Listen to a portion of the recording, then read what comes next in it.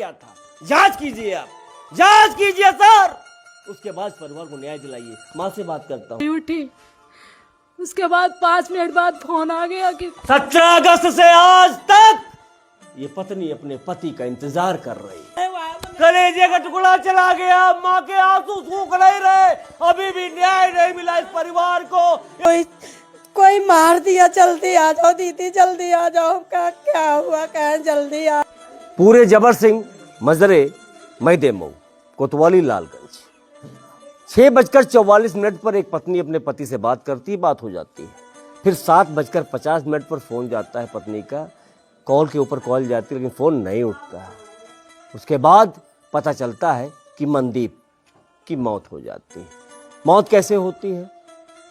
Police से मैंने बात किया तो बोल रहे हैं एक्सीडेंट, जबकि परिवार का कहना है कि एक्सीडेंट नहीं, हत्या है। जिनके ऊपर उनको शक था उनके नाम दिए गए तहरीर में, लेकिन कार्रवाई नहीं हुई। मामला 17 अगस्त का है। 17 अगस्त से अभी तक मनदीप के परिवार को न्याय नहीं मिला। अभी जब मैंने बात किया खीरो थाना में तो उनका कहना था कि एक कोई लोडर वाला था, उसने आत्मसमर्पण कर दिया। क्या मामला पूरा था, कैसे क्या घटना हुई, हत्या है या एक्सीडेंट है, क्या कुल है, वो तो जांच का विषय है। बात करता हूँ मनदीप के पिता से। मनदीप गंज, ये मनदीप है। ये लड़का रोज जाता था दुकान खोलने के लिए, लेकिन मनदीप आज दुनिया में नहीं है। उनका परिवार न्याय के लिए तड़प रहा है, जबकि उत्तर प्रदेश की सरकार का कहना है कि हम 0 टॉलरेंस से काम करते हैं। अपराधी बचना नहीं चाहिए और बेगुनाह फंसना नहीं चाहिए। बात करता हूँ मनदीप के पिता से। दादा कैसे क्या हुआ बताइए। मेरा लड़का 2 दिन पहले यहाँ आया नहीं घर, और 17 अगस्त को महारानीगंज दुकान बंद करके अपने ननिहाल आया। ननिहाल में 5 मिनट नहीं रुका, वैसे रोड पर गया और वहाँ पे किसी लोगों ने उसको रोका और बात करते रहे। पीछे से किसी ने वार किया और पुलिस उसको एक्सीडेंट दिखा रही। हम लोग संतुष्ट नहीं, हमें कोई न्याय नहीं मिला। इसके ऊपर आपको शक है? हमने 2 नाम सुबह उनको अज्ञात में मतलब बताया था। जैसे उनको पुलिस उठाया वैसे राजनीति दबाव उसमें पड़ गया। पुलिस राजनीतिक दबाव की वजह से काम नहीं कर रही है। किस जाति से बिलोंग करते हैं आप? हम पासी जात से बिलोंग करते हैं। ये मामला कब का है? 17 अगस्त का है। तो अभी तक आपको क्या न्याय मिला? हमें जी कोई न्याय नहीं मिला। पुलिस कह रही एक्सीडेंट एक्सीडेंट। आज तक मैंने यही नहीं देखा कि कोई एक्सीडेंट करके आत्मसमर्पण कर दिया हो अपने आप में। पुलिस हमको गुमराह कर रही है। आज तक मैंने इतनी उम्र में कोई ऐसा व्यक्ति नहीं देखा एक्सीडेंट करके भाग जाए और कह दे कि मेरे से एक्सीडेंट हुआ है। क्या न्याय चाहिए आपको? हमें जो हमारे लड़कों को किया, हमें उसका न्याय मिलना चाहिए, उनको जेल भेजा जाए। मनदीप के कितने बेटे थे? मनदीप के एक लड़की 7 साल की, एक लड़का 3.5 साल का। क्या उम्र रही मनदीप की? 30 साल 2 महीने। आप तो बहुत परेशान है। परेशान जी, मैं दर दर ठोकरे खाता हूँ। पुलिस बस हमको कोई हमें सूचना नहीं देती है। सुन रहे साहब, अगर देर से न्याय मिला तो वो नाइंसाफी होती, अन्याय होता है। बात करता हूँ उनके भाई से, मनदीप के छोटे भाई हैं। कैसे क्या हुआ बताइए।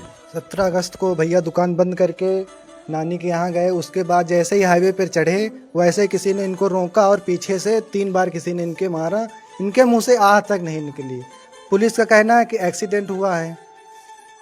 क्या चाहते हैं आप? न्याय चाहिए हमको। न्याय चाहिए। पापा आपके बता रहे 2 नाम मैंने दिए हैं। 2 नाम दिए, उसके बाद उनको उठाया। उसके बाद नाम कहाँ के हैं? कौन?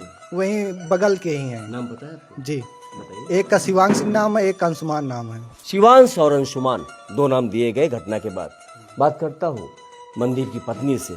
उनके आंसू 4 महीने बाद भी बंद नहीं। ये मनदीप की बेटी बैठी है जो अपने पापा के लिए न्याय की गुहार लगा रही और कह रही है कि सरकार हमारे पापा को मारने वालों को उनको उसी अंजाम तक पहुंचा दो। कैसे हुआ बेटा, बताओ बेटा कैसे हुआ बताइए। मैंने 6:44 पे बात की शाम को। उसके बाद बात की है, कह रहा है कि हम आ रहे हैं घर। हमने कहा 2 दिन हो गए नहीं आए। कह रहे नहीं 2 दिन हो गए नहीं आए, आज आएंगे। उसके बाद दादी के आ गए। उसके बाद वहाँ से आ रहे थे। मैंने 7:50 पर कॉल किया लेकिन कॉल नहीं उठी।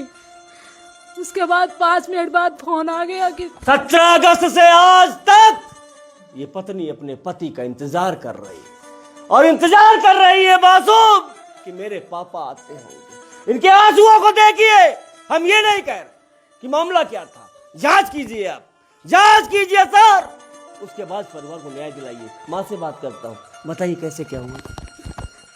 दुकान से आ रहे थे घर, नानी के यहाँ गए, वहाँ नानी कहे खाना खा लो, कहे खाना नहीं खाएंगे, घर में इंतजार हो रहा, केवल पानी पिए, 5 मिनट नहीं लगा, रोड पे आए, सूचना है कि कोई मार दिया, जल्दी आ जाओ दीदी, जल्दी आ जाओ। क्या हुआ, कहे जल्दी आ जाओ, खून के धारा बहे, वहाँ गए, हमको पूरा कोई छूने नहीं दे रहा था, हमको लाश नहीं छूने दे रहा था हमारे बेटे को, कहे दूर रहो, हमको छूने न दिए, हमको हम क्या करें, हमारा तो लगता है कि हम प्राण दे दे, लेकिन हमारे प्राण नहीं निकले आज दिन तक, हमने आग लिया भटक रहा है वहाँ। कलेजे का टुकड़ा चला गया, माँ के आंसू सूख नहीं रहे, अभी भी न्याय नहीं मिला इस परिवार को, ये परिवार न्याय की गुहार लगा रहा। सर यहाँ पर खड़े हैं कुछ यहाँ के रहने वाले ग्रामीण, इनके घर के आसपास के रिश्तेदार, उनसे बात करता हूँ, क्या कुल होना चाहिए बताइए।